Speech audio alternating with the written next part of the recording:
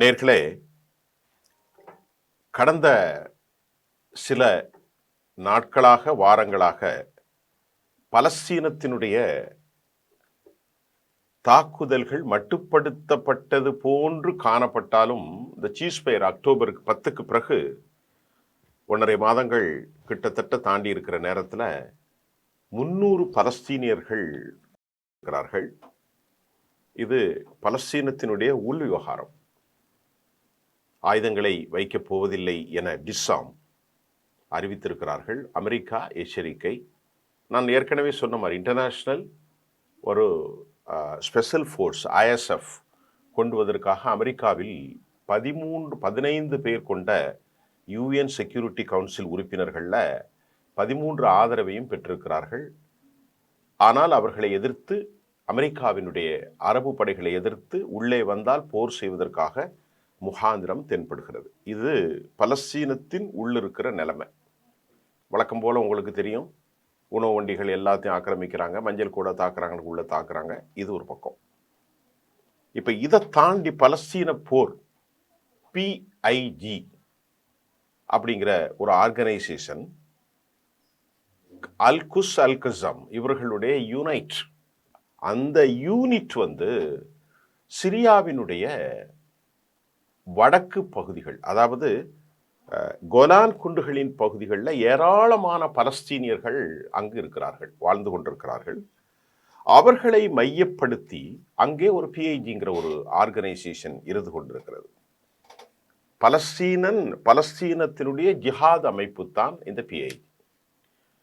இந்த அமைப்பு அங்கு இருக்கக்கூடிய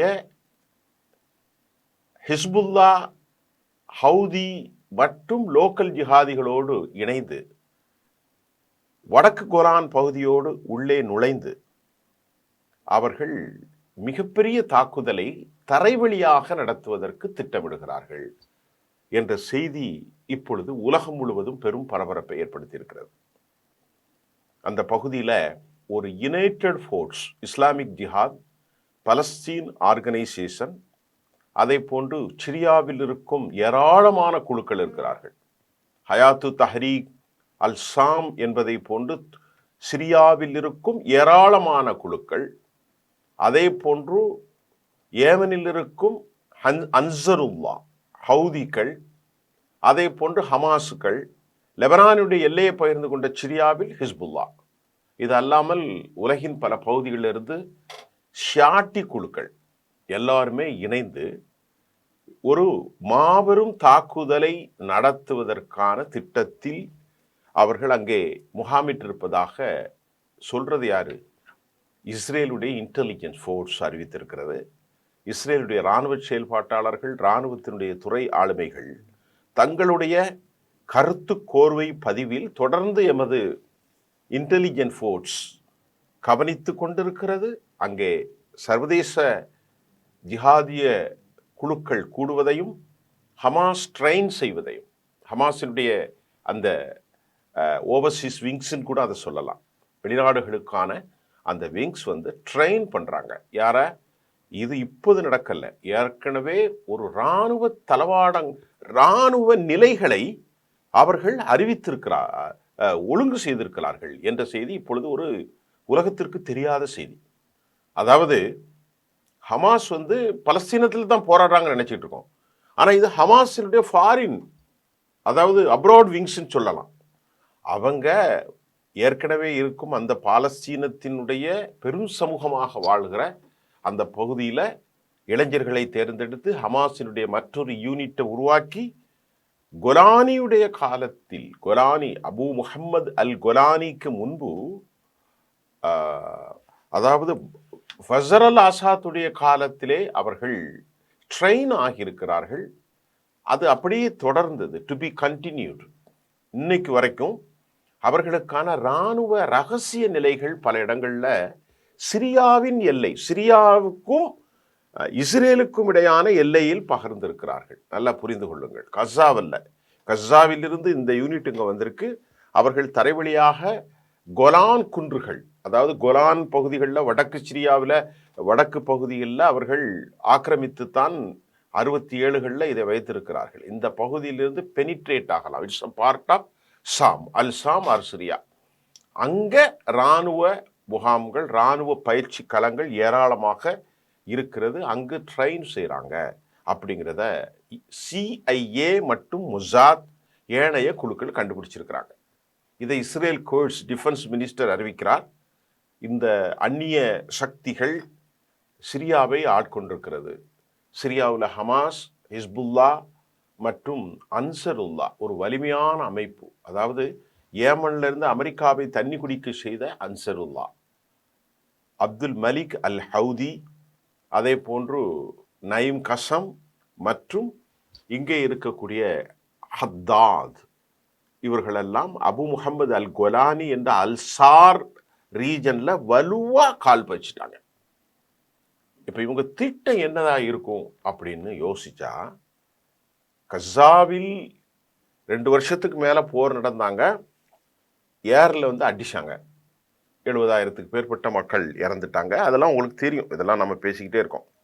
இப்ப சிரியாவை அவர்கள் களத்தில் கொண்டு வருவதற்கு சில காரணங்கள் இருக்கு. என்ன காரணம்னா, சிரியாவில் ஏற்கனவே லேண்ட் ஆயிருக்கக்கூடிய ஹமாஸுடைய அல் குஸ் அல் கஸ்ஸம், அந்த அயலக பிரிவினுடைய ட்ரெயின் ரகசிய ஆர்மி ஒன்று ஃபோர்ஸபிள் எக்ஸிஸ்டிங். அது மட்டும் இல்லாமல் ஹிஸ்புல்லா இங்கே உள்ள என்ட்ரு ஆகிறதுக்கான லைன் ஆஃப் கண்ட்ரோலுங்கிற மாதிரி எல்லையை பகிர்ந்திருக்கிற லெபனான். அப்புறம் வேறு ஒரு நிலைகளில் உள்ள நுழைகிறதுக்கு எதிர்பார்த்து கொண்டிருக்கக்கூடிய ஹவுதிகள்.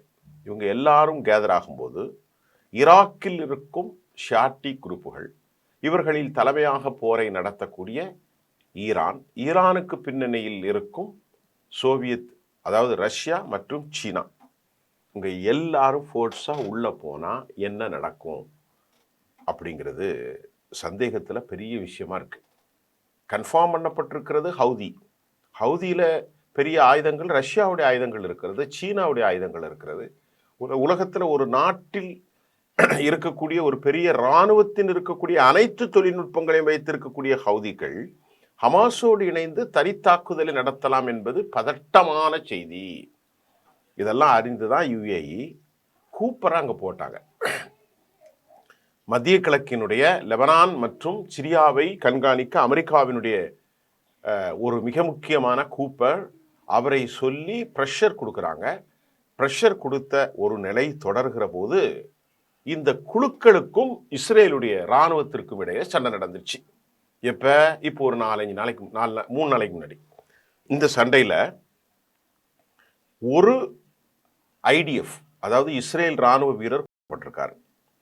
5 பேர் படுகாயம் அடைந்திருக்கிறார்கள், ஹாஸ்பிட்டலைஸ், வெரி சீரியஸா. போராளிகள் 3 பேர் இறந்திருக்கிறார்கள்.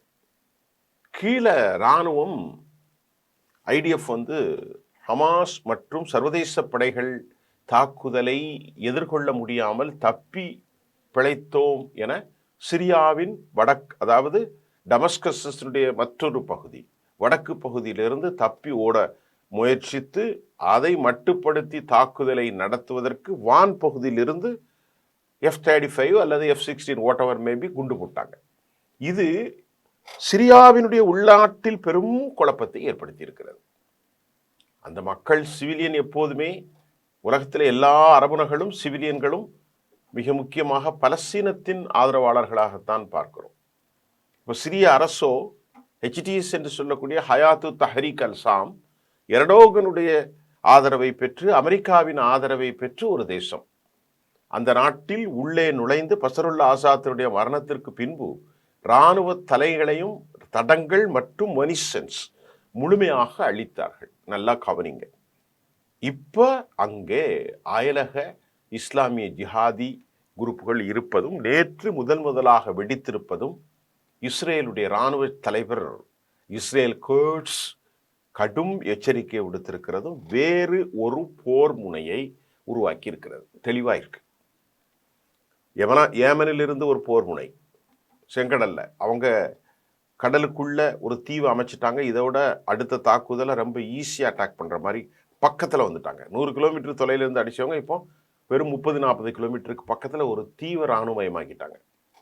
ஹமாஸ் தோற்கடிக்க முடியாத சக்தியாக இருக்கிறது. அந்த 20 பாயிண்டும் அவங்க ஏற்றுக்கொள்ள மறுக்கிறார்கள், ஆயுதத்தை கீழே வைக்க மறுக்கிறார்கள். இது ஒரு பக்கம். இந்த போர்லேயே அவங்க ஜெயிச்சிருக்காங்க. மூன்றாவது, சிரியாவில் இப்போ ஏற்பட்டிருக்கிற இந்த கடுமையான எதிரிகளின் கூட்டமைப்பு, எல்லா எதிரிகளின் கூட்டமைப்பும் ஒன்றிணைகிறது. அவ்வளவு நல்ல செய்தி இல்லை, ஆபத்தான செய்தி இஸ்ரேலுக்கு. அதனால தான் இதையெல்லாம் யூதர்கள் ரொம்ப அறிவுஜீவிகள், இதையெல்லாம் யோசிக்கிறார்கள். பெஞ்சமின் நெத்தன்யாகு என்கின்ற ஒரு மனிதரும் அவர் கூட இருக்க பெசலில் ஸ்மோட்ரிச் மற்றும் பென் கேவிர் போன்றவர்கள் இந்த தேசத்தை வேறொரு லெவலுக்கு கொண்டு போயிட்டா நாம நீண்ட காலமாக இங்கே வாழ முடியாது. நாம வாழ்ந்தாலும் நம்முடைய வரும் சந்ததிகள் வாழ முடியாது. அதனால நாட்டை விட்டு லட்சக்கணக்கான மக்கள், எனது கருத்து சரியாக இருக்கலாம், கிடைத்த தகவலில் 2 லட்சத்திற்கும் மேற்பட்ட மக்கள் வெளியேறி இருக்கிறார்கள்.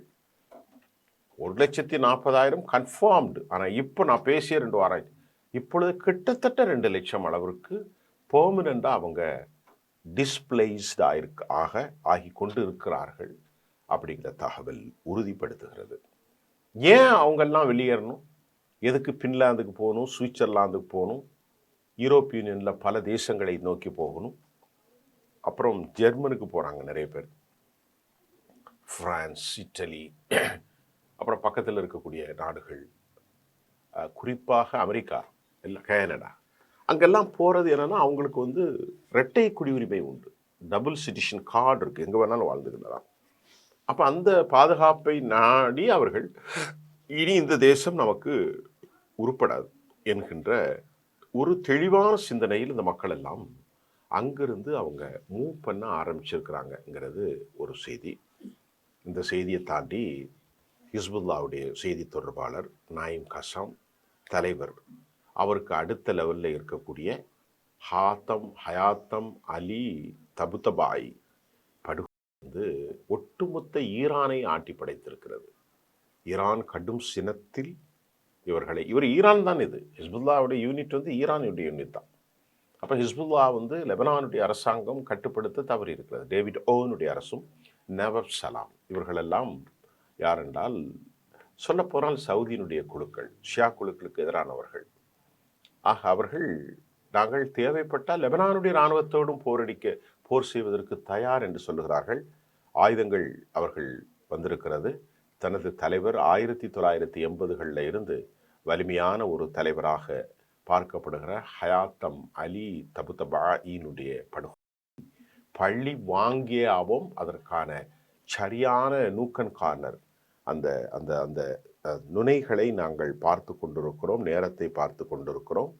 தாக்குதலை சந்திக்க எதிர்நோக்கியிருங்கள் என்று ஹிஸ்புல்லா அறிவித்திருக்கிறார்கள். அங்கே பக்கத்தில் கூப்பிட்ட குரலுக்கு இருக்கக்கூடிய சிரியாவிலிருந்து, அதாவது அல் கசம்டைய PIG மற்றும் ஹிஸ்புல்லா மற்றும் அன்சருல்லா கைகோர்த்திருப்பது இஸ்ரேலுக்கு நல்ல செய்தி இல்லை. அப்போ இந்த போர் முனை வேறு வேறு பகுதிகளுக்கு பரவுது, நல்லா புரிஞ்சுக்கொள்ளுங்க. இப்போ இது ஒரு ப்ரிப்பரேஷனில் தான் இது நடத்துகிறாங்க. இதில் படைகளை கொண்டு இறக்கி அங்கேயும் படைகளை கொண்டு இறக்குற நேரத்தில் ஈரான் இப்பொழுது தாக்குதல் நடத்தலாம். ஈரானுடைய இராணுவ தலைவர் நேற்று முன்தினம் காலை அவர் பேசுகின்ற போது சொன்னார், நாங்கள் 12 நாள் போரில் மிகப்பெரிய டெக்னாலஜி ஒன்றும் யூஸ் பண்ணலை, இப்போ நாங்கள் பண்ண போகிறது பெரும் வல்லமையை பண்ண போகிறோம், நாங்கள் மாடிஃபை பண்ண பவர் கூட்டினதை அடிக்க போகிறோம், தயாராக இருங்கள் என்று அறிவித்திருக்கிறார்கள். அவர்கள் தீர்க்கமான முடிவே இருக்கிறார்கள். டிசைசிவாக துல்லியமாக பார்வையோடு அவர்கள் தங்களுடைய தாக்குதலை வலிமைப்படுத்தி கொண்டிருக்கிறார்கள். இனி வேறு ஒரு போர் நிலை உருவாகும். அது எப்படி உருவாகிறது, இஸ்ரேல் அரசியல் குழப்பங்களை எப்படி தாக்கு பிடிக்கும், அமெரிக்கா உள்நாட்டு பிரச்சனைகளிலிருந்து எப்படி விடுதலை பெறப் போகிறார்கள், இதெல்லாம் அடுத்தடுத்த செய்திகளோடு உங்களை நான் சந்திக்கின்றேன். நன்றி.